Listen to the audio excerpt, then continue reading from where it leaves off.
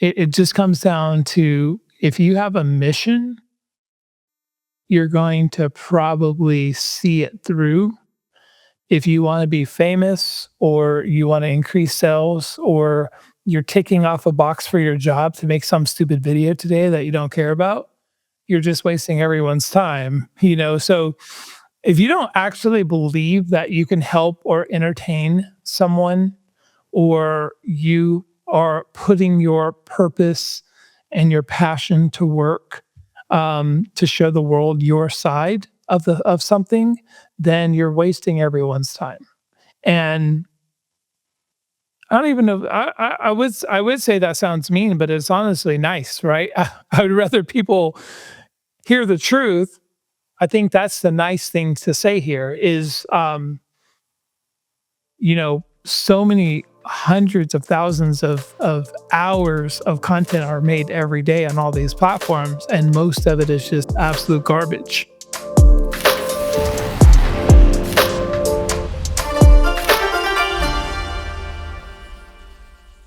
Welcome, everybody, back to the Full Battery Media Podcast. I am your host, Sean Trace, and I have an awesome guest with me today. Would you like to tell people who you are and a little bit about what you do? Hey, my name is Jeremy Vest, and I have been a YouTube strategist for the past 19 years.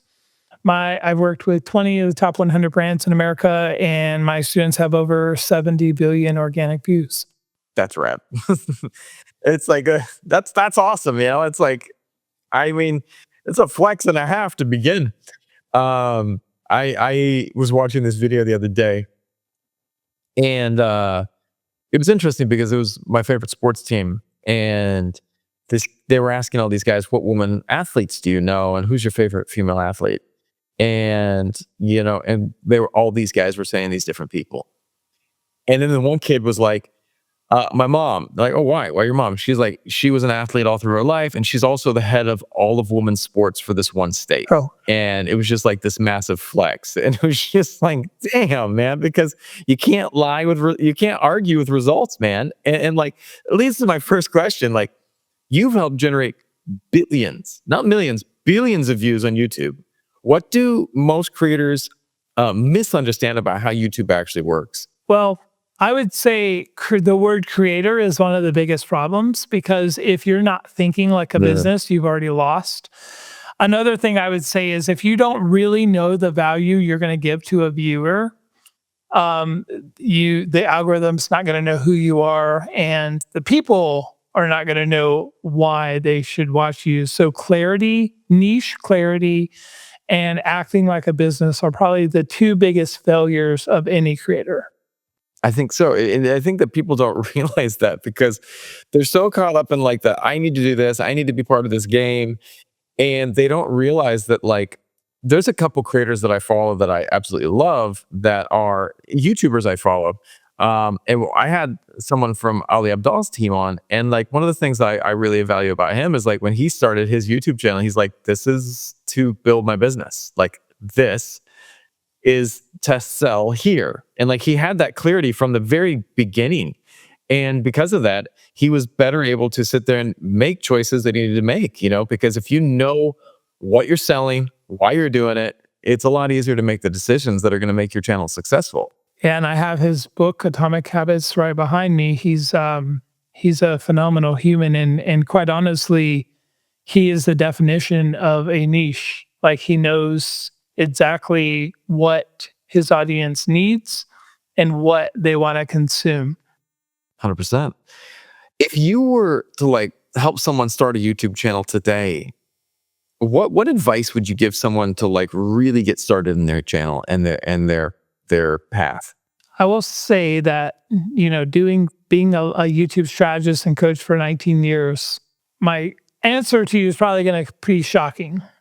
I'm not going to be talking about titles and thumbnails and scripts, right? I'm actually going to be talking about why are you going to give up? So if you think of three circles, purpose, passion, and profit, those three circles, your niche and your mission have to be in the middle of those three, because without purpose, you're going to be bored. Without, passion, you're going to be bored. And without profit, you're going to find ways to not use your YouTube channel anymore because you're not you got to go make money. So by really understanding, if you have a mission, let's just say, like, for example, one of my students is now the most famous plumber in the world, Roger Wakefield. And when I started working with him, he had a few hundred subscribers. Now he has a few million followers total. And the one thing he does better than anyone else is he's not the smartest guy. He's not the best looking guy. He has a sweet mustache, though. But he's tenacious to no end. And he has a mission. And his mission is to teach people all things plumbing.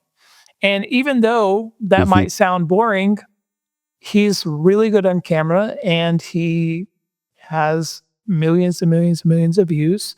Cottonelle pays him six figures to make a video, and he just has never stopped his mission. So the big difference between, I'm working with a channel today with 3 million subscribers. The big difference between them and most of us is a mission and tenaciousness. If you put up a video and get 200 views, you're going to be like, crap, that was a lot of time. I'm wasting my time. But if you put up a video and got 200 views and said, you know what? I'm 200 views closer to my mission. That's the mindset you need. So mindset is 99.9% of all of this. And the people that just get 1% better every upload and shut up and never give up, those are the people that are going to win. I mean, even Mr. Beast, who's obviously by far the biggest YouTuber in the world, he'll be the first YouTuber to get 1 billion subscribers. He was like 12, 13, 14 when he started, and he sucked, and we all suck in the beginning. So that is the big difference, is like, if you don't actually believe in what you're making, if you don't actually know what your value is to your viewer, if you don't niche down and do one thing, Mr. Beast's entertainment, then you're going to be nothing to no one. That's interesting too, because, I wanted to talk to you about this, because how important is niche focus on YouTube, and how narrow should a creator go in the beginning? Should they keep it more wide in the beginning and see what people like, or should they go niche down really hard, really fast? It depends on what you want to achieve. Let's say, I'll give you an example. I have a student that does pest control. He has over 100,000 subscribers now. Actually, 200,000 subscribers. And his mission is to make pest control franchise businesses. That's his only mission. So in his case, I call it fishing in the ocean versus fishing in a barrel, him having a lot of views is more important for his particular instance than making money, for example, right? So like what he's doing, he's showing potential franchisees and in different people in different cities, hey, we have, millions of views a week on YouTube that can help drive sales for you. So he's doing it in a different perspective. Another example is I have 2 or 3 dozen channels under 50,000 subscribers making over $1 million a year. And when you are the exact right person at the right time for the right thing, if you are selling 737 jets, you only have to sell one a year to make $1 million commission. You only need one view a year. So let's say you have a $10,000 thing you sell to businesses. You only need 100 of the right viewers to make $1 million. So it's not hard math. The problem is our egos get in the way, and a lot of people think you need a lot of views. You only need the right views. I love that. I love that because I do podcasting, and I don't have huge numbers. Like, I don't. But the way I use my YouTube channel, like, I have a couple things that I do with my different podcasts. One of them is, first of all, I love to use them for networking. Like, I really, really love to network with people, and it's a great way to network. But second of all, like, I share with people, my core business, I have a full production team. I live in Vietnam. I have 20 editors, and graphic designers and social media people and After Effects artists. So I sit there and when I finish with people, they go, "Well, what do you do?" And I say, "Well, I have conversations with people and I make videos for people and I help them with their marketing strategy." And they go, "Oh, I need help with that." I don't even have to pitch. I just sit there and tell people what I do. And they're like, "That's awesome. Your video quality is quite good. I really enjoy it." And then, I bring them into the fold. And it's like, for me, and like, that's when someone's saying, like, I have people that I bring in that I do podcasts for, and they're like, "I only got 100 downloads on this one." And I was like, dude, that's 100 people that could be your customers. Like, that's 100 people that could be your future clients. Like, wouldn't it be better? Like, well, I want 1 million. Like, does that mean you're going to convert more? Like, it doesn't necessarily mean 100 of the right viewers is better than 1,000 of just spam. I mean, I think that, at least in my opinion. Absolutely. Relationship marketing, especially in the age of AI, is everything. And, having your guitars in the background and like your personality shining through is everything now. Like, what's going to replace, us from them, the AI robots. And the truth is we have to become more human. And by Yep. focusing on the relationships you're building, you're going to be okay. A lot of people aren't. And I think Yep. that I probably have 2 to 3 dozen students with under 50,000 subscribers that do make more money than most YouTube channels with over 1,000,000 subscribers. And, I believe it. you know, it if you are a creator or a YouTuber or a TikToker, you're probably not a business, and if you don't have the right mindset, you're just gonna waste your time. I've noticed that one of the things too is I remember I used to work with kids that were from tough neighborhoods, and I worked at schools with them.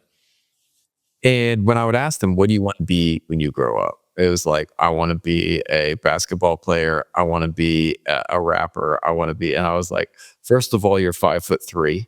I think the NBA is going to be a reach. Like, I mean, I don't know. You might be, Spud Webb, and I'm dating myself with that reference right there. Um, you might be someone who's like really good at what you do, but like, then now I ask the same question to the same people. Like, I want to be a YouTuber. I want to be a content creator. And it's like, because it represents something to them and they don't necessarily understand what that even means. Like, okay, well, what does it mean to show up every day? And I have a YouTube channel I do with my daughter with the express purpose of, and we got it up to 11,000 It's awesome. followers, which, it's great. It's Awesome. fun. It's awesome. But the whole point of that channel was just to have, first of all, to give kids great content they could watch about science, STEM, animals, and things like that. But the second thing was to teach my daughter about having a good work ethic. That, like, right now we're in this up and down time with the channel because I'm transitioning all of the slides that we made from my editing team to her.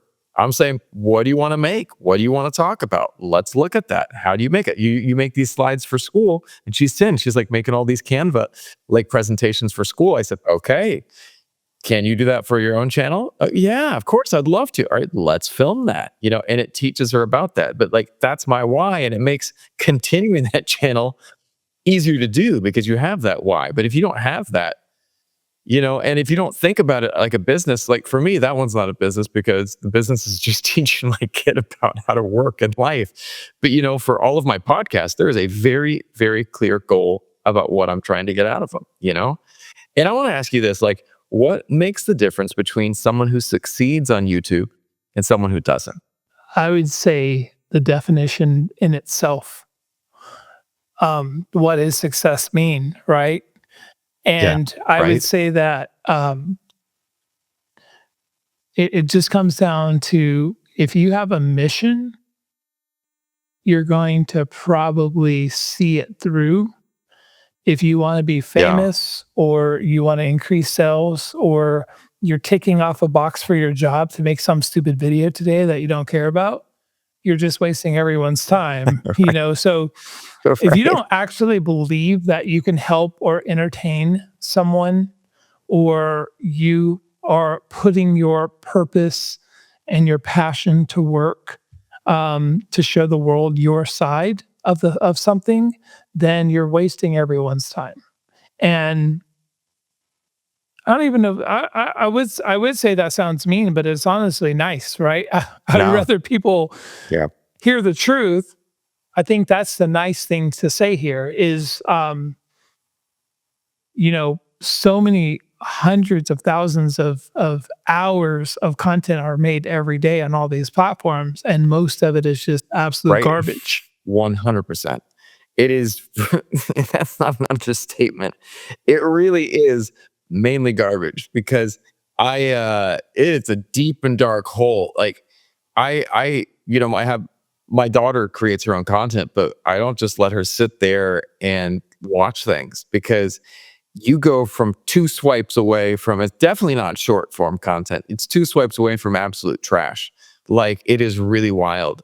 And so we carefully curate what my daughter can watch, but, at the same time, there's great stuff, there's great music out there, there's great things that she can learn, but you have to be conscious of it, and I think that that same thing goes to for are you making something consciously by choice? It goes back to your why. What is your why? Are you consciously figuring out what you want to be doing? Are you consciously creating your next step? And why are you doing that? Because if you're just doing it, you're going through the numbers. It's like you're in a marriage, right? And or any relationship, and you're doing it because you feel like you have to, versus you're really thinking about why you're doing it. I did something nice for my wife the other day. Well, why? Because I really care about her and I wanted to build and our relationship versus, well, I thought it's what I should do. Man, no one wants that. Yeah, if you're checking off a box to make a video today, you've already lost the whole battle. And maybe you pull it off, maybe you don't. But if you don't have meaning behind what you do, then it's pointless. Also, anyone good on social media, AI is going to beat you. Good's not going to be good enough. What do you mean by that? I like that, but I think I know what you mean, but I'd love to hear a little bit more about what you mean by Yeah. that. So, what I mean is, um, from every single aspect, from the storytelling to the editing to the filming to the scripting to the hooks that hook people in to the thumbnails, every single aspect, um, AI is going to understand why people will keep watching a video, why people click that thumbnail and title combination. They're going to understand the psychology behind it all. And if Yeah. you don't learn these disciplines, you YouTube is simply click, watch, like. So I'm going to click on the title and thumbnail. I'm going to if your video needs to be watched longer than your competitors, and then you need to encourage likes, comments, and shares. Um, if your click, watch, like formulas are average, then a computer is going to probably do a better job at thumbnails and titles than you could ever do. So my Good deal. suggestion is I'd rather you make 5 videos a year than 50 crappy videos. Right? Make 5 Right? exceptional videos. And if you look at Mark Rober and Mr. Beast and Dude Perfect and all these other channels that are very, very big, they're making less and less content, not more and more. But it's good. Yep. It's really good. And it gives you a reason to click, watch, That's and just like. click, watch, and like. I love it. I was curious about this next point because when you analyze a struggling YouTube channel, like what are the first 3 things that you look at on that channel? The very first thing I look at is I'm looking at the target audience and I'm looking at how subscribers came to be. And this is honestly Letter. this is why my company's name is Niche King. And, I help people become the king and queen of their niche. And the reason for that is think about it this way. Let's say I had a lawn care channel I was working with get 8 million views on a short for ping pong. And I got so mad at him because, and I'll explain it. So he does lawn care stuff, 8 million views on ping pong, this is what happens. You take your audience and you break it into a million shards of glass. So now, When what in the crap is YouTube going to do? Are they going to serve people your videos on lawn care, or are they going to serve people on your ping pong videos? So he had this channel with, I don't know, 50, 60,000 subscribers doing very well. And then boom, got 30, 40,000 subscribers from a ping pong video. And now YouTube's like, I don't, I don't know what to do. So his entire channel collapsed. Every time he put out a video for lawn care, the new ping pong audience would be like, what the crap is this? And they would click away. Then you would have negative signals Mhm. in the algorithm. And it'd be like, okay, people don't like this content, but that's not actually the case. The case is when you split your audience up, you're not going to love skateboarding and breakdancing, or you're not going to love pickles and barbecue, you know? And the way the algorithm works, it's called a candidate uh, recommendation engine. And they're going to look at past watch history from times of day to months to seasonal. And they're going to serve you videos based on the type of content you watch. If you go to the homepage of YouTube, you're going to see these little, like, kind of gray boxes at the very top. And that is your topics. And you can click on those topics. For me, it's like skateboarding and fishing and running and all the other stuff I do. And when I click on those, I can see the content that YouTube knows I watch. So if you are talking about all the things, you really do become nothing to no one, and your audience isn't going to keep coming back if they don't see more ping pong. Wow. It just makes me think about channels that I've worked with and some of my own channels because, one of the channels that I work with is my daughter's channel. And we looked at that. We had one outlier video that was this brain dump run video. And it was something that one of my editors, let's try this. I know kids like this. And we did it and it got a lot of views. But then afterwards, it was not the content I wanted to be doing. And like everyone was like, what, we were this educational kids. And then we have a kid running and she's like, oh, but we got a lot of views. And I said, yeah, that's going to mess us up on, if we keep doing that. And so we had to reorient. And then, I'm still figuring out as I go. That channel, I'm still figuring out as I go. But we'll talk about that. I'd love to talk to you after this podcast about getting your help on Of that, course. first and foremost. But, a lot of creators focus on production quality. But like, how much does production actually matter compared to ideas, titles, and storytelling? Because it seems to be like titles and storytelling seem to be what you're telling me is way more important. Yeah, the only things that matter in production is being able to see the whites of someone's eyes and not having shade underneath the bags here. Shady, is a real perception, and not being able to see, nonverbal communication is like 80+% of communication. So the whites of someone's eyes and being able to non-verbally connect to that person is more important than speech.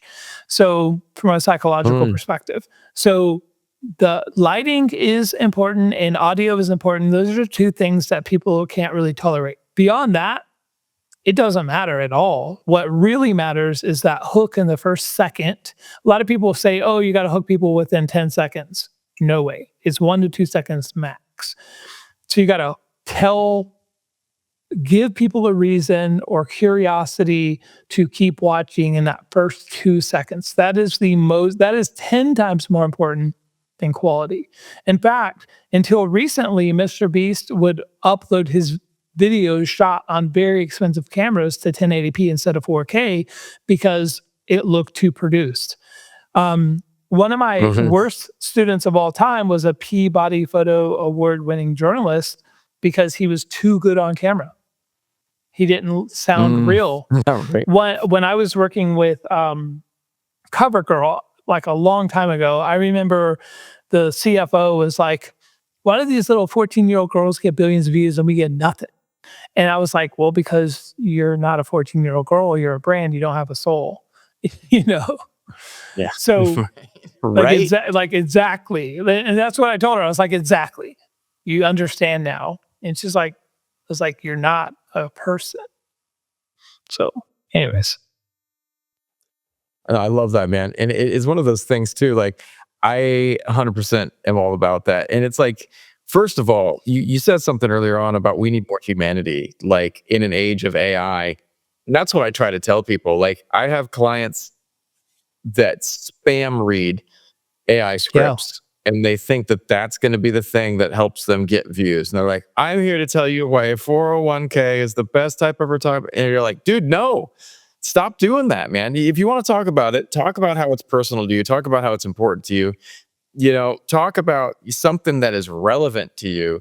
Um, I was talking the other day. I bought new headphones, and these headphones are not for listening to my podcast. I like doing it in ear just because I'm vain and I don't want to have everything on. That's just me. But I do it for work because I have a team that's awesome, but I've got one kid that sits right there, Andrew, and we are both so ADD that if you combine the two of us and I don't have some type of way to distract myself, dude, I'm done. I will just and he is the he's got I gave him a AD fidget toy the other day because he's so ADHD. And I swear the thing is gonna spontaneously combust because he's just like, and I'm just like, dear God. Then I made a post about that. Like, I wasn't talking the best way to be productive. I'm like, this is how I'm staying sane right now. I put my headphones on. I've got a little like MP3 player. Actually, that one's actually a little bit nicer. It has a bunch of FLAC files and it has like high quality. I love it for that. But like, I do it because otherwise I'll get nothing done. And that's a way more human thing to say than talking to someone about this is the productivity's key that's going to help you succeed every day. And man, no one wants to listen to that. They want to hear your story. They want to hear your And truth. most Pull creators that like out and myself, share we're that. very ADHD. I mean, very, and the thing is, someone really good on camera is boring. No one wants to see polish.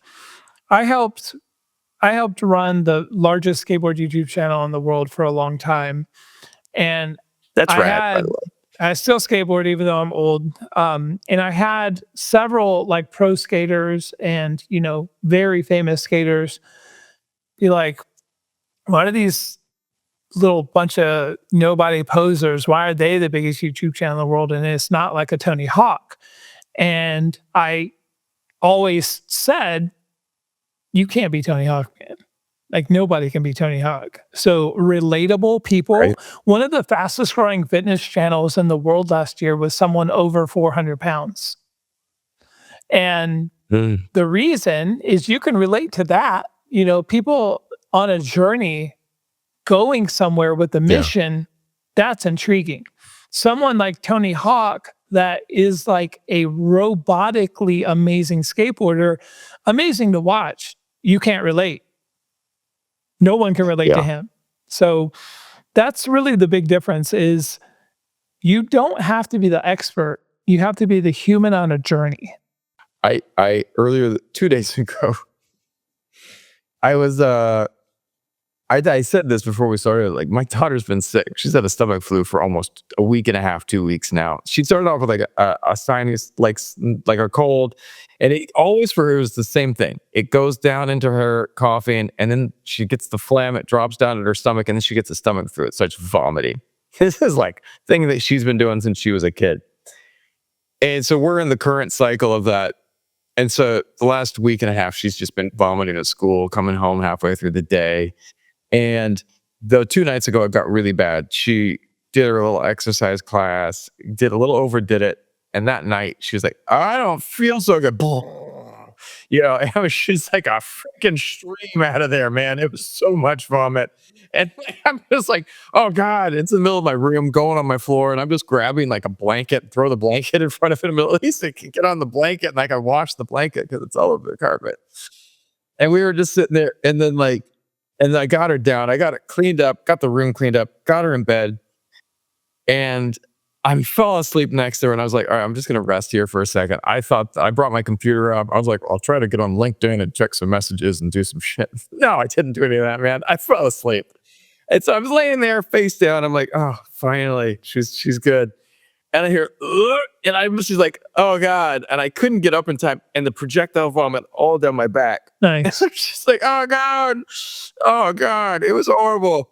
And I get cleaned up. I got her cleaned up. I went in the bathroom and I took a picture of myself. And I was just like, all right, this is where I'm at right now. And I was like, dude, some days as a business owner, it's just freaking surviving. Like, dude, this is where I've been up since 4 a.m. I tried, and when my workers came to work, I sent a message. I was like, the night before, I was like, listen, I need everyone to freaking be on time because I got to take my kid to the doctor and I just need to get you guys started. And I need you to be here at the right time. And I need to, like, I haven't had any sleep. So please don't stress me out today. And like that was the truth, man. And I was up since 4. It was a midnight that I was posting this thing. That post blew up. All of these people were sitting there. I was like, I thought LinkedIn is this super. I was worried that people were going to be like, oh, it's too Facebooky. But dude, every single business person on there was like, dude, I can relate because people don't realize, like, everyone thinks it's like I'm going to tell you the 10 ways to hustle the hardest and get there. No one can relate to that. Yeah. Like, dude, I watched David Goggins and I'm like, wow, David Goggins is nuts. I'm not running any ultra marathons in the next month and a half. I'm like hoping that I run down the block and don't sprain an ankle. Like, so like, that's why the guy who's 400 pounds is like, like a fitness influencer. I can relate to that. I'm not 400 pounds, but like, yeah, man, aches and pains and things that I understand. Absolutely. Absolutely. Well, I want to ask you this, like, what role does the algorithm really play and how should creators think about it without obsessing over it? It's a great question. Um, I I think that the algorithm is the biggest like cop out for creators ever, Right? and on all platforms. It's the algorithm. Yeah. I have literally heard that Facebook is dying for 20 years. I have literally heard that Right. you have to pay for organic traffic for 20 years. And I have Yeah. 3 students right now, over 2 million followers organically on Facebook. So it's all excuses. And, excuses are really convenient. Excuses give you the permission you need to suck. And, you know, No, I love that, man. if you really think of Hang on, wait, real quick, real Tree, my editor. Excuses give you permission to suck should be somewhere boiled into this thumbnail, man. but if you really think about it, these platforms don't owe you nothing. You're on their block, they owe you nothing. Yeah. And, smart people figure out how to game the system. Really intelligent people, the type of people that build generational wealth, they don't play a game at all. They're not even playing a game. They're not playing to the algorithm. They are delivering life-changing things to someone, and they are focused on their mission, not their thumbnail. Yeah. And I'll be honest, I have spoke about thumbnails all over the world. Like, I love the nerd side of it all. Getting your hooks and thumbnails and titles perfect are insanely important. But if it's a billion times more important to know who your audience is and what you do. So true, man. And I think that one of the things too that I've had guests come on and everyone thinks that you're gonna have the perfect thumbnail and that's gonna be the cheat code. You're gonna have the perfect title, that's gonna be the cheat code. But they don't realize that actually it's showing up with a plan, showing up with a strategy, and showing up with great storytelling, and you actually have an intention of what you're trying to accomplish, And it's like, I remember I used to teach kids. That was my side hustle for many years, was like teaching English to kids in Asia, and while I was building my production company. And I remember showing up for a class once where they were like, hey, you got this class this afternoon. I was like, no one told me I had a class this afternoon. And I showed up to wing it. And it didn't go well. Obviously, it didn't go well because you don't have a clear objective. And we had fun, but was the objective of the kids learning accomplished? No, man. We just goofed around for an hour and a half, versus, when a person comes in and actually plans something, planning, teaching, planning a lesson. And I think that one of the things that I try to tell people too is like, in a perspective as an educator, I always look at YouTube shorts, long form, whatever you're doing, as some type of education. Like you're educating people about something, whether it be your plumbing business, whether it be um, informing people about questions about entertainment and money, whatever it might be.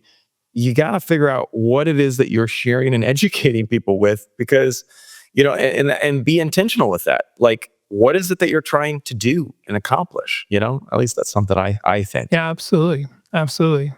And I'll give your audience an idea of old school versus new school content. So, Roger Wakefield, the plumber I've been talking about, his biggest video we did like 6, 7 years ago was how to fix a leaky toilet. And 6 or 7 years ago, that was very important, like the how to long tail SEO style keywords. In 2026, the type of video I'd make is your leaky toilet costing you $1,000 a year? Question mark. And the difference between the two from an SEO perspective is the exact same, but one tells a story and the other one just tells you how to do something. And when you just teach Mhm. someone how to do something, they don't need you ever again. You solve their problem and they're moved on. But if you entertain them and show them how to save $1,000 a year by fixing their leaky toilet, totally different ballgame, totally different philosophy. Even though the video does the same thing, the mindset is so different that you're building an Episode. audience. You're not just telling someone what to do. I love that. Yeah. I referenced in a post today, there was a book, I think I got it right here. Maybe I put it back. That's over there. It's called Trust Agents. It's from the early days of the interweb and social media. And it's by two really great guys that are still really active. But the whole book talks about how your goal on social media should be building trust. It should be building this rapport with people so that you are the go-to person for them when, oh, you know what? I've got an issue with my toilet. I know the person who can teach me about that. I know the place that I can go to find out information about that. And then you go there and you see it, and I think that like whatever it be, whether it be personal finance, whether it be exercise and fitness, whatever your niche is, be the person that people grow to trust. And you do that by continuously putting out great content that answers questions they have, Abs- that solves problems they have. And if you can solve the problems or at least show them how they can start getting there, and then because I promise you, you can fix one problem in your plumbing, but it's going to be another problem the next day. And even if they're not doing it themselves, it helps them feel more informed so that when they talk to an expert, they're feeling a little bit more confident about, what, I saw this video and I think this might be the problem, and boom, suddenly they are a little bit more confident when they interact with someone. And so some thoughts there, but like for entrepreneurs using YouTube to grow a business, how should they balance audience growth with actually generating revenue? It's something you touched on earlier, but I wanted to ask about it like in more detail. Yeah, I mean, I think that people think incorrectly about all of this. I'll give you an example. I'm always the behind the scene guys. I've worked with definitely with creators you have heard of. And Yeah. I've just been the behind the scenes guy. This year, I decided, I'm going to start getting out there, building my own audience. It's something I regret, but it's also, my passion is helping others. It's not being on camera. Yeah. So in the last 3 months, I've got about 4 or 5,000 views on Facebook organically, videos, things like that. And I think that question is almost, I'm not going to say it's a bad question, but I'm going to say like this. I've done almost 6 figures from Facebook post revenue this year already, and it's Mhm. March 10th. And the reason is I talk about what I do, purpose, passion, and profit. They all have to align. And if they do, and if, and all that happened, I wasn't selling, I wasn't giving a service. All that happened was people remembered what I do for a living and reached out to me. That is it. Yep. So That's huge, man. I think that if you're living your purpose and your passion and profit has a mechanism there, like for me, sell YouTube strategy and software and other things, then it's just a no brainer because people are following me because they know I'm smart at YouTube stuff, and then they hire me because I'm there. I'm in their face. Yeah. That's huge, man. You're there and you're in their face. And that's one of the things too. I had someone come on to my podcast and he was saying this to me. He said this, he's like, Sean, I don't know who you are, but you're having conversations with people I respect and people that I know. And because of that, I want to have a conversation with you too. And that he's referred all these other people to me. And it's like just right there because I was there. I was in it, people's face. And they were like, I don't know who this guy is. I had someone reach out to me on my Growing Money podcast. And they're like, we're trying to build speakers for this big convention. And I was just like, oh, wow. And we're reaching out to all of the personal finance experts out there. And I was like, well, joke's on you, man. I have a personal finance podcast, but to consider myself an expert is pretty wild. But the reality is, I'm having all these conversations with all these people who are experts, and suddenly I've gotten grouped into that same batch, and so they're coming and knocking on my door, which is You're wild. guilty by association. Your life becomes the what 5 or 6 people you surround yourself with. It is very human nature. Yeah, I love it, man. If someone listening wanted to build a serious YouTube channel over the next 12 months, what would their strategy look like from day one? So know your value, know your Nice. competition, know the top 100 most viewed videos in the world for what you do. Dissect Yes. the titles and thumbnails and descriptions and transcripts.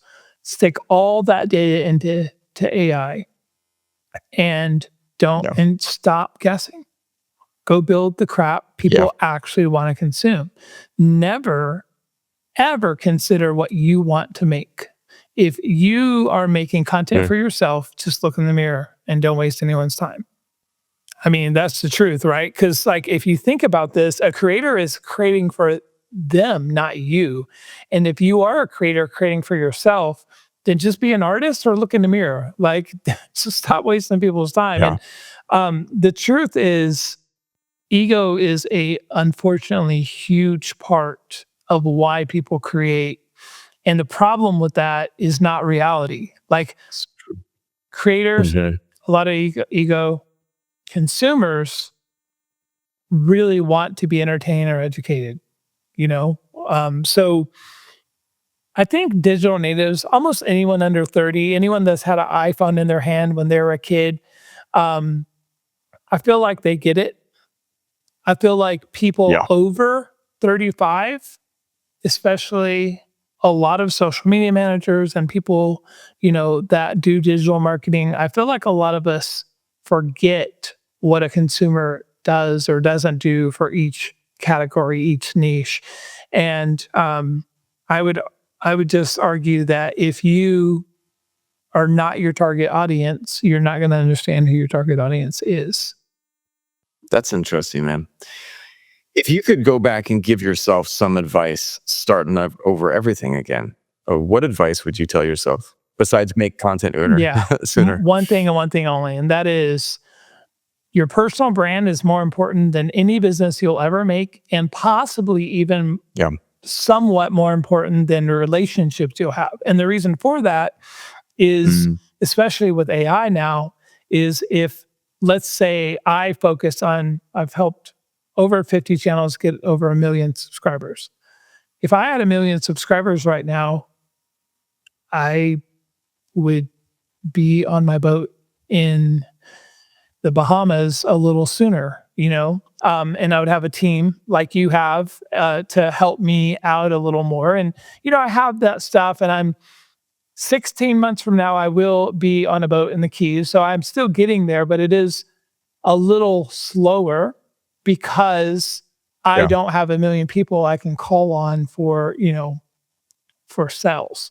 So Yeah. out of about the 10 top YouTube strategists in the world, 9 or 8, no, 7 of them are worth over $20 million.